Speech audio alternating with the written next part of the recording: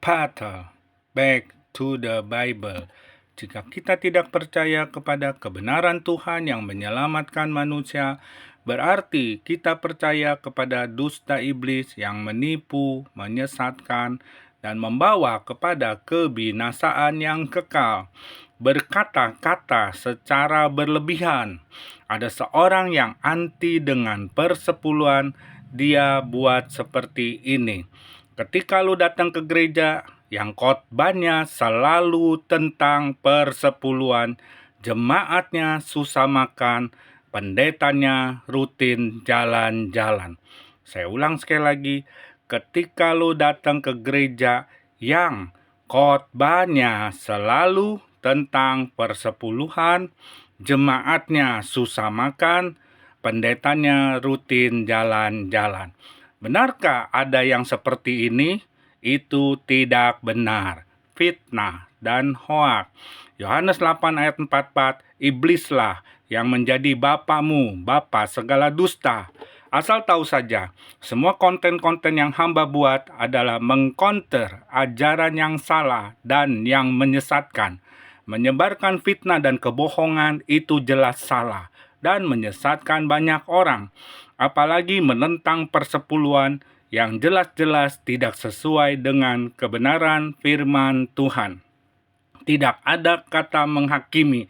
Jika saudara benar, hamba bilang tidak benar, itu namanya menghakimi. Tetapi jika saudara salah, faktanya karena berkata-kata secara berlebihan, jelas itu tidaklah benar, dan ini yang hamba tentang. Cerdaslah dalam beriman dan temukan kebenarannya. Yang pertama, sebelum melihat orang lain, lihat dulu diri sendiri. Apakah saudara sudah lebih baik dari yang diceritakan? Apakah ada iri hati di dalam hatimu melihat pendeta yang diberkati Tuhan? Yang kedua, tahukah maksud judul ini? Artinya, berkata secara lebih berlebihan itu fitnah dan hoak, bohong. Fitnah dan bohong itu bukan hanya dosa, tetapi anak iblis.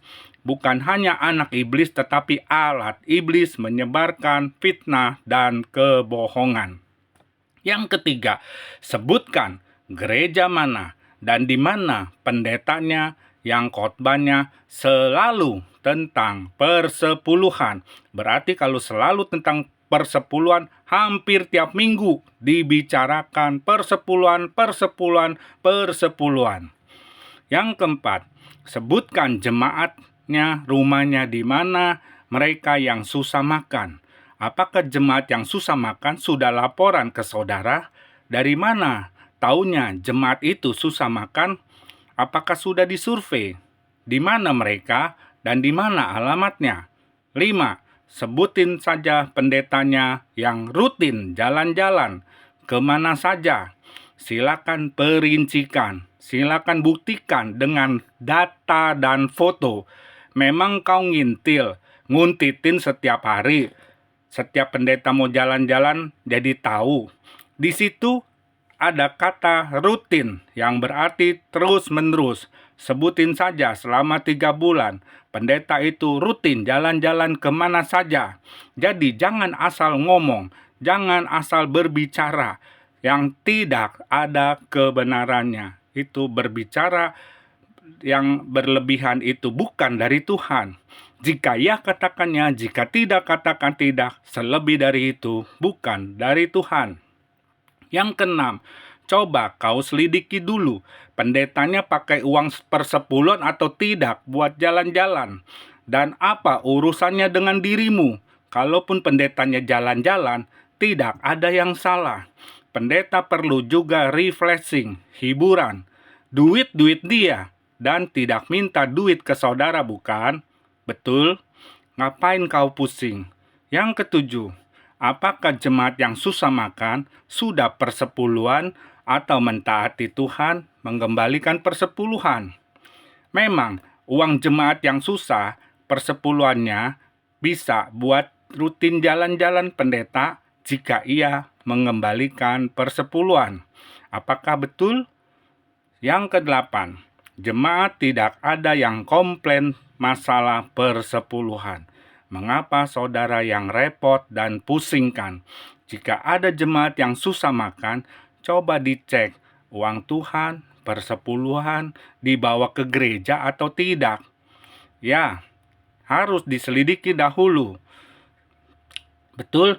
Jadi kalau mereka susah makan, berarti ada yang tidak beres. Mungkin ada yang tidak beres dalam hidupnya. Ada yang salah. Karena firman Tuhan katakan taat berkat, tidak taat kutuk. Yang kesembilan, apakah saudara tahu dengan pasti jika ada jemaat yang susah, gereja tidak bantu, atau hamba Tuhan itu tidak membantu jemaat itu? Yang kesepuluh, sebagai hamba Tuhan, beritakanlah Kristus. Tidak usah pusing dengan yang lainnya, apalagi ngurusin hamba Tuhan atau pendeta lainnya. Masalah persepuluhan itu uang Tuhan. Gereja ada bendahara yang mengelolanya sesuai dengan peraturan tata gereja. Bukan sembarangan pendeta yang mengatur sendiri. Dan jika saudara anti dengan persepuluhan, sebaiknya belajar lagi dan tanya Tuhan sampai dapat jawabannya. Apakah itu firman Tuhan atau bukan, dan masih berlaku atau tidak. Janganlah saudara menyesatkan orang lain jika saudara sesat. Ya, Yesus sendiri katakan, yang satu harus dilakukan, yang lain jangan diabaikan. Harus dilakukan itu persepuluhan. Tuhan memberkati. Back to the Bible. Kembalilah kepada jalan yang benar. Yesus mengasihimu.